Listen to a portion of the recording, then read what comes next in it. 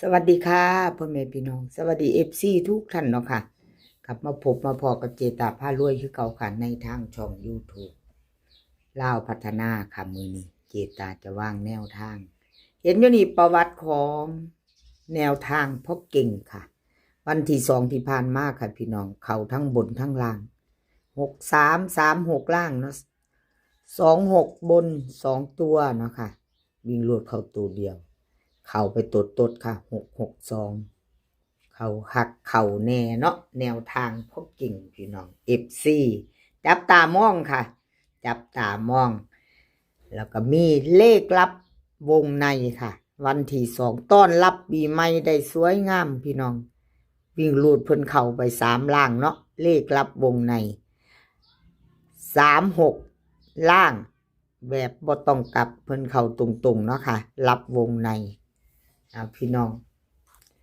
มีไผตามไผใดไผมานน้ำเพิ่นบ่แนวทางพ่อเก่งกับเลขลับวงในเนาะค่ะวันที่2ที่ผ่านมาค่ะตอนรับปีใหม่วันที่2ที่ผ่านมาเนาะคลิปนี้ก็จะมี3เซียนดังเด้อค่ะ3เซียนดังจะมีเนี่ยแนวทางพ่อเก่งเลขลับวงในแล้วก็เลขล็อกโฟกัสค่ะล็อกโฟกัสจะมาทีหลังค่ะ FC ล็อกโฟกัสรอติดตามรับชมรับฟังไปน้ำกันเนาะแนวทางพ่อเก่งกับเลขลับวงในเอามาให้เบิ่งก่อนประวัติเพิ่นตอนรับปีใหม่เนาะค่ะเอามาไปเบิ่งของแนวทางพ่อเก่งก่อนเนาะค่ะพี่น้องFC ใครจะตามเตรียมแคปหน้าจอเป็นนิมิตหมายที่ดีแล้วปีใหม่เด้อค่ะแนวทางพ่อเก่งเข้าทั้ง3ตัวตดบนล่างพร้อมวิ่งลูดพม่าตัวเดียวเนาะมา6บน6ล่างเนาะค่ะมาเบิ่งอีกจักงวดประวัติเพิ่น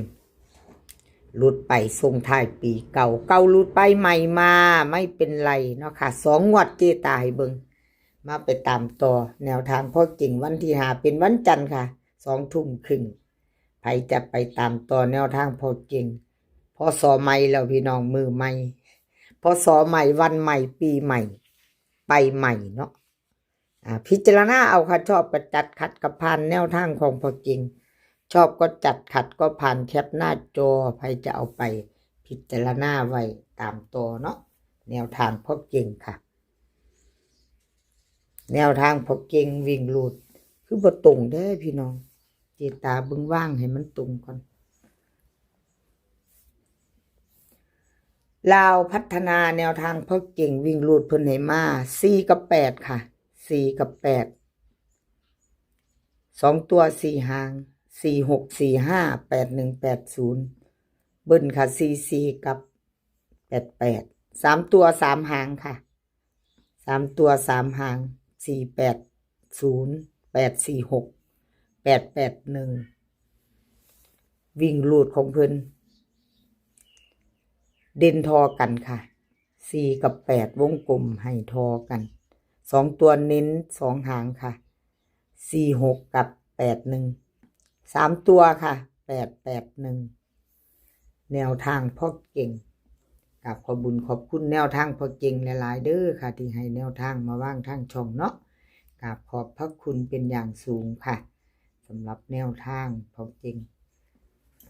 เอาแคปหน้าจอค่ะใครจะไปต่อวันที่5กับเพิ่นแนวทางพ่อเก่งแคปไว้ไปพิจารณาค่ะพี่น้อง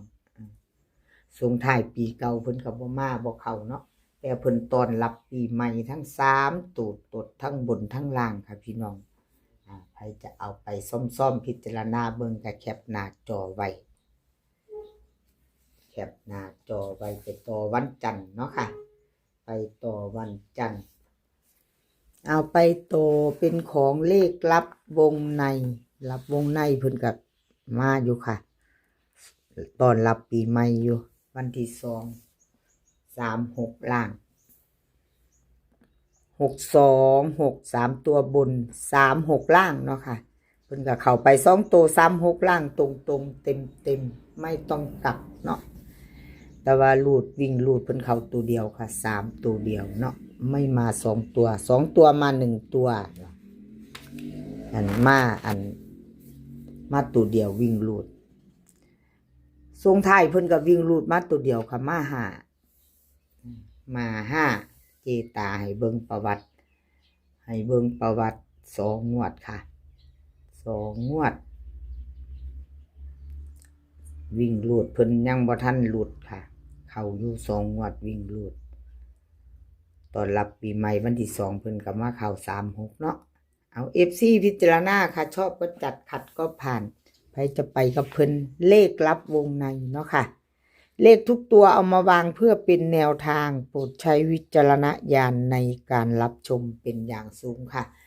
รับชมรับฟังเป็นเพียงแนวทางชอบก็จัดขัดก็ผ่านเนาะค่ะกับขอบคุญขอบคุณเลขลับวงในหลายๆค่ะที่ให้แนวทางมาวางทางช่องของเจตาพารวยเนาะแล้วก็ขาดบ่ได้คือ FC ค่ะ FC ผู้มีน้ำใจเข้ามา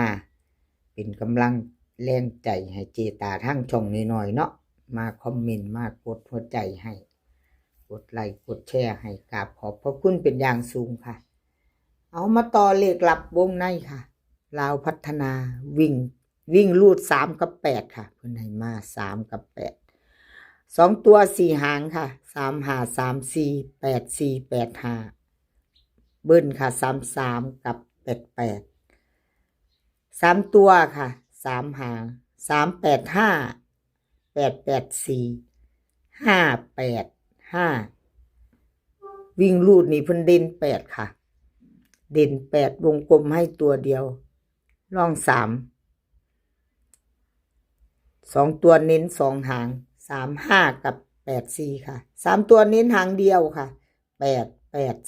4เอาแคปหน้าจอค่ะใครจะไปต่อกับเพิ่นแคปหน้าจอถ้าชอบแนวทางรับวงในเนาะค่ะบ่ชอบก็ผ่านไปเนาะค่ะพี่น้องชอบก็จัดขัดก็ผ่านแคปหน้าจอไว้เอาไว้รุ่นใหม่ไปต่อ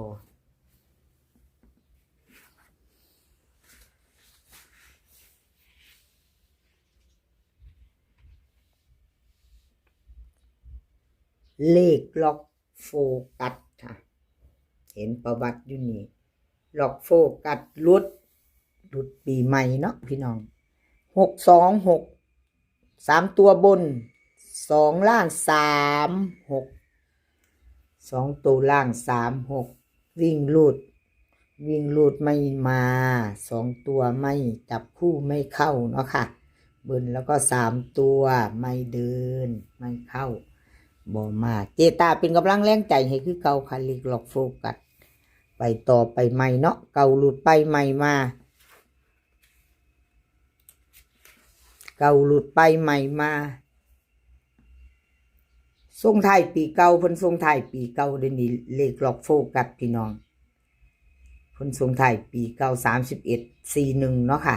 41ตัวเน้นตัวเจาะเพิ่นเอาบ่ต้อนรับปีใหม่ตัวโฟกัสเอามาเอางวดใหม่ค่ะงวดใหม่งวดหน้าเนาะรับปีใหม่วันจันทร์วันที่5วันที่5ก็ยังไม่สายหรอกเป็นปีใหม่คือเก่าเตรียมแคปหน้าจอค่ะเลขล็อกโฟกัส FC ของเพิ่นแคปหน้าจอไว้รุ่นใหม่เนาะค่ะขอโทษขออภัยที่แนวทางเพิ่นบ่เดินบ่เข้าไปต่อค่ะเลขล็อกโฟกัสวิ่งรูดเพิ่นให้7 กับ 3ค่ะ2 ตัว4 หาง7 3 7 2 3 5 3 4เบิ้ลค่ะ7 กับ3 ตัวค่ะเน้น3 ตัว3 หาง7 3 5 7 3 4 3 7 3วิ่งรูดเพิ่นเด่นตัวเดียวค่ะวงกลมให้เด่น7รอง2 ตัวเน้น2 หาง7 2กับ3 5ค่ะ3 ตัวเน้นหางเดียว7 3 5แคปหน้าจอค่ะใครจะไปต่อกับเลขล็อกโฟกัสกับขอบุญขอบคุณเลขล็อกโฟกัสหลายๆเด้อค่ะที่ให้แนวทางมาวางทางช่องของเจตาเนาะกับขอบพระคุณเป็นอย่างสูงสำหรับแนวทางเนาะค่ะใครจะตามต่อแคปหน้าจอไว้ค่ะรุ่นกันวันที่5เป็นวันจันทร์20:30ลาวพัฒนาเนาะค่ะคลิปนี้ก็ขอให้พี่น้องโชคดีค่ะโชคดีกันทุกคนกับลาวพัฒนามื้อนี้ก็ขอให้มีความสุขค่ะขอให้สุขภาพร่างกายแข็งแรงกันทุกคนสุขภาพย่อมมาก่อนเสมอเด้อค่ะพี่น้อง เดินทางไปไสก็ขอให้ปลอดภัยเดินทางไปขอให้มีโชคกลับมาก็ขอให้มีชัยคลิปหน้าพ่อกันใหม่ค่ะคลิปนี้ก็สวัสดีค่ะ